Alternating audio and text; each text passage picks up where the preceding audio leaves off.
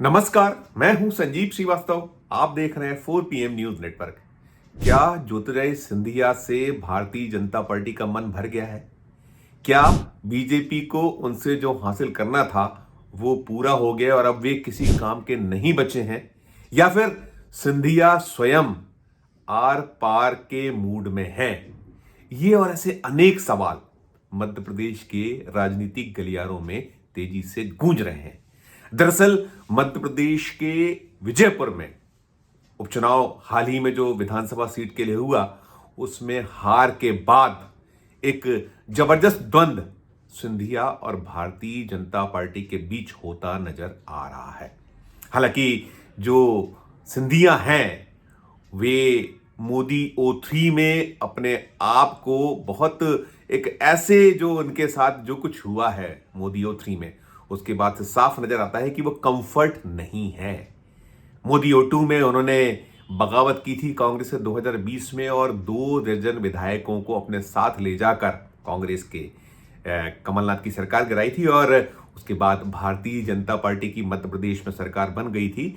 साथ साथ इस जो सब कुछ हुआ था उसके बाद मोदी O2 में उन्हें केंद्रीय मंत्री पद मिल गया था और साथ में एक शानदार महकमा था जिसको लेकर वे अपना कामकाज करते थे। लेकिन मोदी O2 की तुलना में कम महत्व वाला विभाग उन्हें मिला है, ऐसा माना जा रहा है। और जो लाइमलाइट में वो रहा करते थे वो भी नजर नहीं आ रहा है। और जो सिंधिया के चेहरे पर अवसाद या सिंधिया के जो बॉडी लैंग्वेज वो साफ कहती है बार बार कि बहुत खुश वे भारतीय जनता पार्टी में नहीं है। ये तमाम बातें चल रही थी। जैसा मैंने कहा कि हाल ही में जो 2 राज्यों के चुनाव हुए वो झारखंड और महाराष्ट्र, इसके अलावा जो 48 विधानसभा सीटें थी उपचुनाव जिन पर हुए हैं अलग अलग राज्यों में, मध्य प्रदेश की भी 2 सीटें थी, लोकसभा की 2 सीटों के लिए एक वायनाड और दूसरा महाराष्ट्र में नांदेड़ लोकसभा सीट पर उपचुनाव हुए, तमाम सब कुछ हुआ।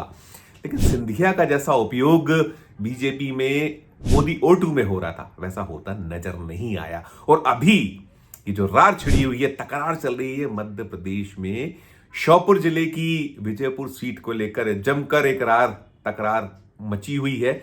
वहां जो हार हुई है भारतीय जनता पार्टी की, उसे लेकर ठीकरा फोड़ने का क्रम जारी है। और हुआ यूं है कि मध्य प्रदेश के दौरे पर पहुंचे हुए सिंधिया ने बीते 2 दिनों में कहा है कि उन्हें श्योपुर जिले की जो विजयपुर सीट है, जहां से मोहन यादव सरकार में मंत्री वन महकमा था रामनिवास रावत जो हारे हैं, उस हार के जिम्मेदारी को लेकर जो बातें चली उसमें सिंधिया ने कहा है कि उन्हें उस सीट पर प्रचार के लिए बुलाया ही नहीं गया था। अब जब सिंधिया ने यह कहा तो भारतीय जनता पार्टी की जो राज्य इकाई है उसने बहुत स्पष्ट कर दिया है कि सिंधिया गलत बोल रहे हैं। और कहीं ना कहीं उनका जो बीजेपी की जो राज्य इकाई है उसकी तरफ से जो बयान है वो तो ये कहीं इंडिकेट कर रहा है कि सिंधिया सफेद झूठ बोल रहे हैं। जो मध्य प्रदेश भारतीय जनता पार्टी के कार्यालय मंत्री हैं, उन्होंने बयान दिया है, मीडिया में उनका बयान आ गया है। उन्होंने साफ कर दिया है कि ना केवल मध्य प्रदेश के मुख्यमंत्री मोहन यादव, ना केवल मध्य प्रदेश भाजपा के अध्यक्ष VD शर्मा और साथ साथ जो भारतीय जनता पार्टी के प्रदेश महामंत्री हैं, संगठन महामंत्री हिरनंदन शर्मा, उन्होंने भी ऑफर किया था कि आइए उपचुनाव में प्रचार कीजिए, खासकर जो विजयपुर सीट है। दरअसल ये जो इलाका है ये ग्वालियर चंबल संभाग क्षेत्र का हिस्सा और यहां सिंधिया का प्रभाव माना जाता है। तो सिंधिया ने जो हार हुई उसको लेकर बयान दिया था कि वोट बढ़े हैं, लेकिन जो हार हुई है उस पर चिंतन मंथन मनन करना चाहिए। और मनन के साथ साथ उन्होंने ये भी बयान में अपने कहा था कि यदि मुझे बुलाया जाता तो मैं जरूर चुनाव के लिए जाता। सुनिए वो बयान सिंधिया का, जिसको लेकर अब रार तकरार तेज हो गई है। सुनिए। उसमें हमें चिंतन करना होगा, जरूर चिंता की बात है, पर मतों में भी बढ़ोतरी हुई है। और अगर मुझे कहा जाता तो मैं जरूर जाता। तो ये सिंधिया क्या कह रहे हैं कि उन्हें बुलाया नहीं गया था, लेकिन भारतीय जनता पार्टी की राज्य इकाई ने क्या स्पष्ट किया है कि उनको कहा गया था, मुख्यमंत्री मोहन यादव, भाजपा के प्रदेश अध्यक्ष, भाजपा के संगठन महामंत्री के द्वारा। लेकिन सिंधिया ने यह कहा कि वे अन्यत्र व्यस्त हैं और विजयपुर नहीं जा पाएंगे। ये साफ दर्शाता है, दिखलाता है, कहीं ना कहीं ये ध्वनित होता है कि अब या तो बीजेपी का मन भर गया है या तो ज्योतिरादित्य सिंधिया बहुत उपयोगी पार्टी के लिए अब नहीं है। और वैसे भी भारतीय जनता पार्टी का तो एक जो शैली रही है यूज एंड थ्रो की, जो दीगर दलों से उनके दल में आते हैं, उनका बहुत लंबी फहरिस्त है, चाहे वो मध्य प्रदेश या देश के अलग अलग हिस्सों में बीजेपी तोड़ती जबरदस्त ढंग से, और जब तोड़ने वाले जिसको तोड़कर लाया जाता उसका उपयोग हो जाता है तो कहीं ना कहीं उसे यूज एंड थ्रू कर दिया। इसकी बड़ी बड़ी बड़ी एक ऐसी लंबी कतार है, बहुत नाम है, बड़े बड़े नाम है, जो या तो छटपटाते हैं कि वापस जहां से आए थे वहां लौट जाया जाए, या फिर वो कुछ अलग कदम उठाते हैं। तो अब सवाल ये खड़ा हो रहा है कि ज्योतिरादित्य सिंधिया का क्या दाना पानी बीजेपी से उठ रहा है? क्या भारतीय जनता पार्टी का मन उनसे भर चुका है? जो उनका उपयोग होना था वो कर चुकी है बीजेपी, और अब क्या भारतीय जनता पार्टी के लिए ज्योतिरादित्य सिंधिया बोझ बन गए हैं? याद करिए, जब वो जो जिन 2 दर्जन विधायकों को कांग्रेस के तोड़कर ले गए थे, उसमें कुछ तो उनके अपने विधायक थे, कुछ उस दौर का मौके का फायदा उठाकर सिंधिया समर्थक नहीं होते हुए चले गए थे।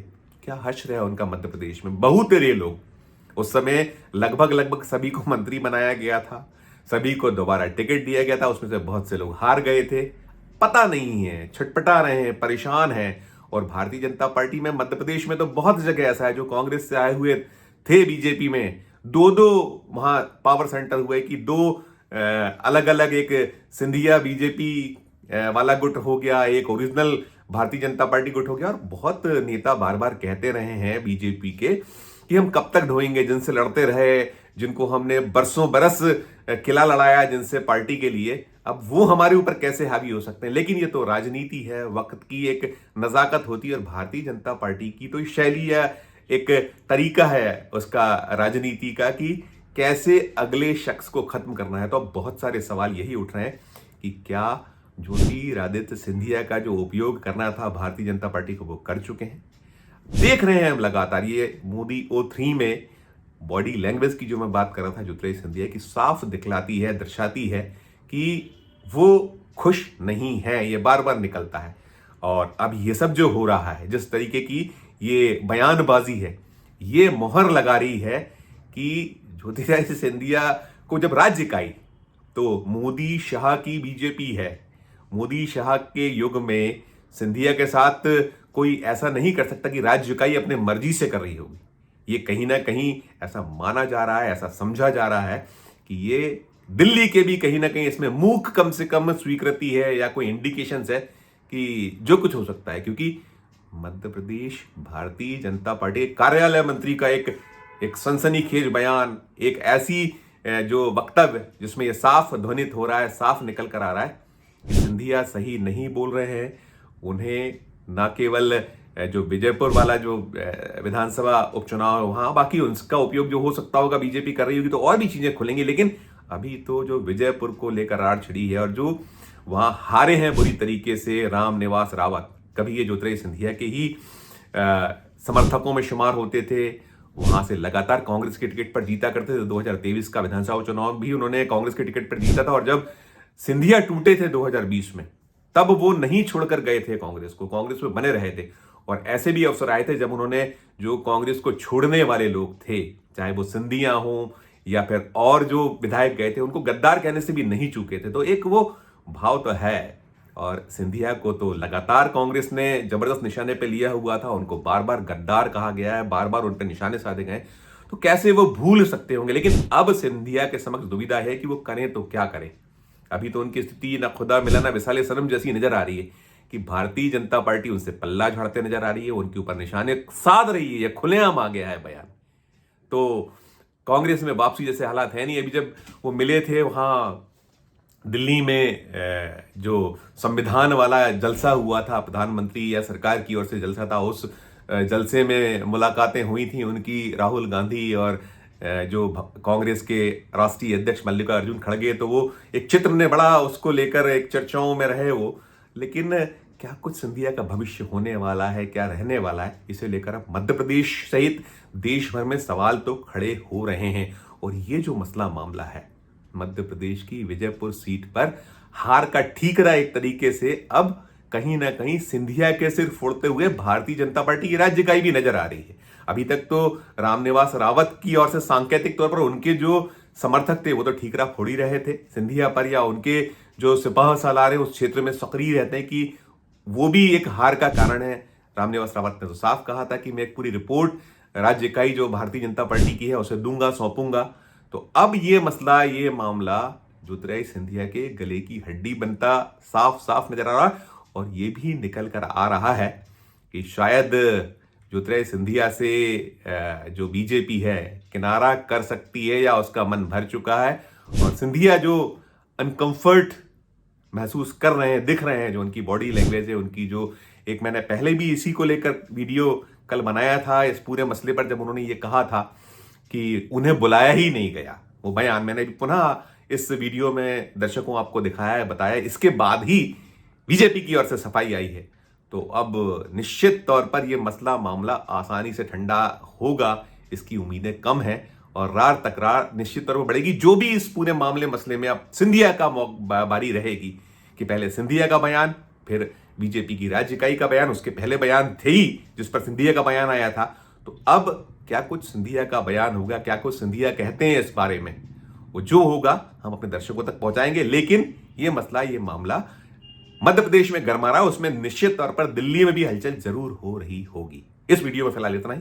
हम फिर किसी नए विषय, किसी नए मुद्दे के साथ आपके समक्ष हाजिर होंगे। हमारा जो अनुरोध होता है कि हमारे चैनल को लाइक कीजिए, सब्सक्राइब कीजिए, ज्वाइन का बटन ना दबाए तो ज्वाइन का बटन भी दबाइए। और ये जो सिंधिया की फजीयत है, जो हाल हो रहे हैं, जैसा होता है कि बीजेपी तो यूज एंड थ्रो वाली पार्टी है, उपयोग करो और फेंक दो, तो क्या सिंधिया फंस गए हैं? इस पे भी कमेंट कीजिएगा। जो हमारी खबर है इसको लेकर भी इस वीडियो के कमेंट बॉक्स में कमेंट कीजिएगा। प्यार और इसने बनाए रखिए और देखते रहिए 4 PM न्यूज नेटवर्क। धन्यवाद, नमस्कार।